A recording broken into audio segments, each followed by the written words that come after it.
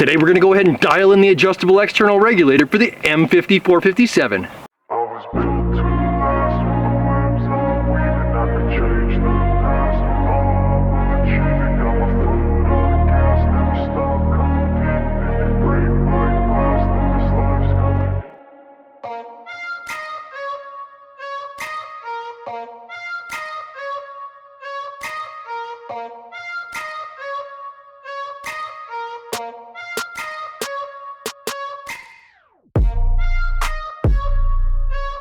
Back out here today with a little bit beefier footprint of the M50 457 for you guys. We did go ahead and add a 350cc power plenum and the externally adjustable regulator. I've got this thing filled up to 4,500 psi, the maximum fill recommended by the manufacturer for you guys today, and we're going to go ahead and dial up the regulator exactly where we had it last week and we got good accuracy.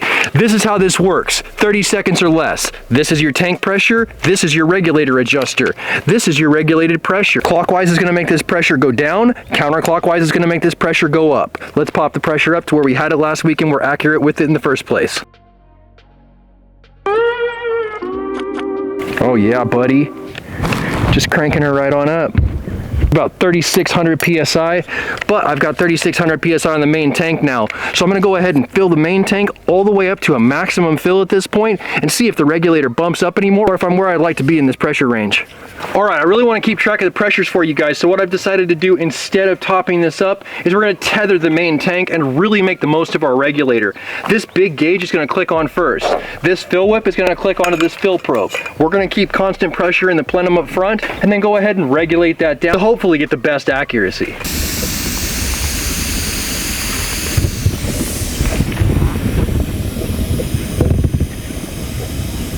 So as you can see, guys, we did go a little bit too hot on the regulator, and we're going to want to bump that back down so that we can get a nominal fill. We're not going to be able to go ahead and see the difference on our adjustment until we take that first shot, but this is a good place to start, I think. Give this guy a quick turn clockwise. Just really kind of dial that pressure in that much more.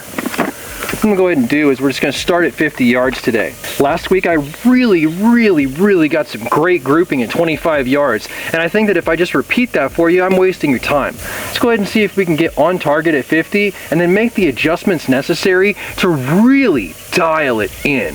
After that point, I'm going to go ahead and move this all the way out to 100 yards and make it to where my crosshair is dead nuts at 100 yards. No more talky, more shooty. Okay? Really good. Smooth as butter. I really like this M50 over the 50 caliber just for the smoothness factors. Airgun Tactical Slugs Online. Got our old school, super cool glass from Texoma Precision Pellets.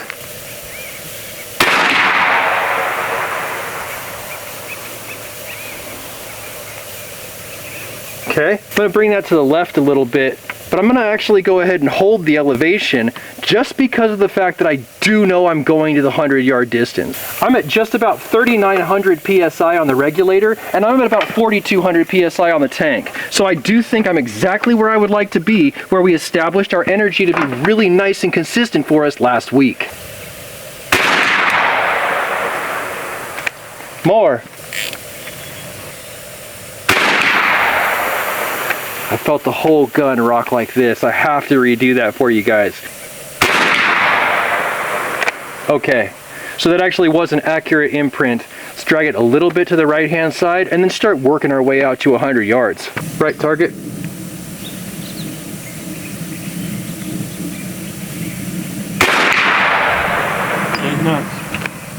I like it. I do like it. I am happy with that. That is good to me. We're still at 4,100 psi, so 3,900 psi on the regulator is really working strongly for us right now. We probably get a few more shots on the regulator if we had 4,500 psi in a tank. That is far. Let's give ourselves a little bit of zoom. Jim at Texoma was so cool to send in this 20 power scope, and I need all of it. See where you're at? Looks to be about 8 or 9 inches low.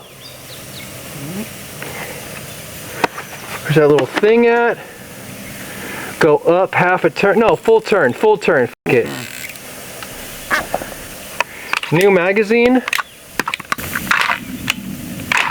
Same point of aim.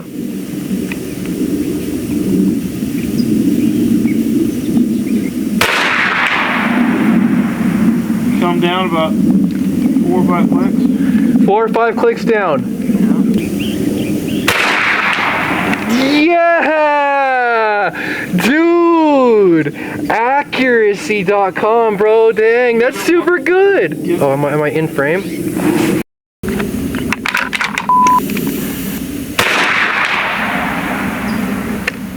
It's weird. It's like developing a pattern up to the left. I see that. What is that?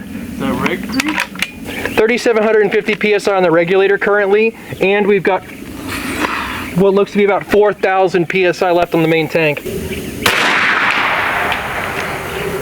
I'm gonna go a little bit more right. Whoop. A little bit more down. Moving to the lower target. A little bit high. A little bit high, a little bit right.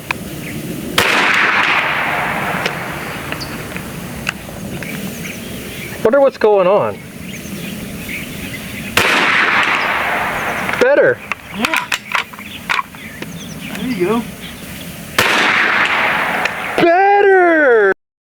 Better. It might be finally at the pressure where that regulator's working.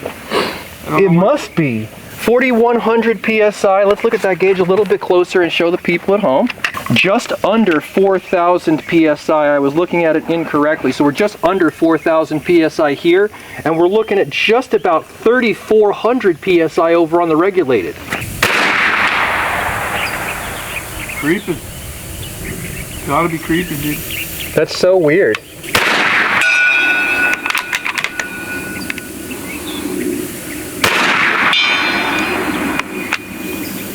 Personally, I find this really cool. I've always been an unregulated air gunner in the sense that I like things that you just pick it up out of the box, you put ammo and air in it, and you start to shoot it, and you make holes in targets.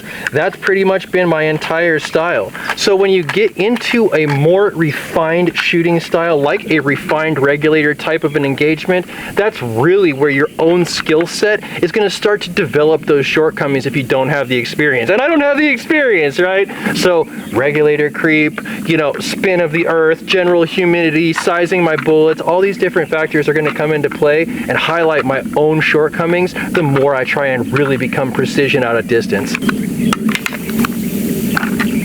Last 6 shots for you guys. I do have a Zeus episode to shoot that's going to suck this bottle dry. I was high on that. High? Right at the top, dude. Yeah. Okay. Bet you your next shot won't be. That was dead center. That's got to be reg creep, dude. If you let that gun sit, it's going to fill that to top pressure, but it takes a minute, dude, for that to happen with that regulator. And so what's happening is it's bringing it up to full pressure. Your first shot's going to be high. Your follow-up shots, they're not going to make it all the way to that top pressure, and it's going to be lower. I'm looking at the duration required for incremental filling. Yeah. That's basically what it is. Mind blown.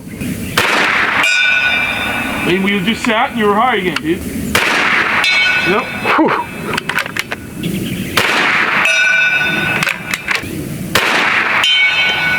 All right. This is good, though. This is good. I mean, realistically, what did we come to do today? We came to get the crosshairs on the target at 100 yards and make meaningful hits. And I feel like today we absolutely got that handled. I'm hitting the gong every time I crosshair it, and I'm somewhere in the vicinity of the red diamonds that I'm aiming at on the board. Couple all of this with my general inexperience and lack of skill, I absolutely think that we've pretty much delivered exactly what we came to do today. Got a little bit of research and learning to do on this regulator and see exactly how it's going to work best for me in the field, but I think that we're on the right path to getting some long-term accuracy and reliability out of this 457 M50. It definitely performed better for me today than it did that first time out of the box. I think it's going to be a great place to go ahead and end today's episode, but if you like today's episode, give it a thumbs up. You want to see more content like this, make sure you subscribe for more with that notifications button so you can stay current on the channel as well as when these videos come out. If you like seeing pushing the ragged edge of accuracy at distance with big bore air guns, make sure you share it so somebody else can see it, and I'll catch you boys in the next one.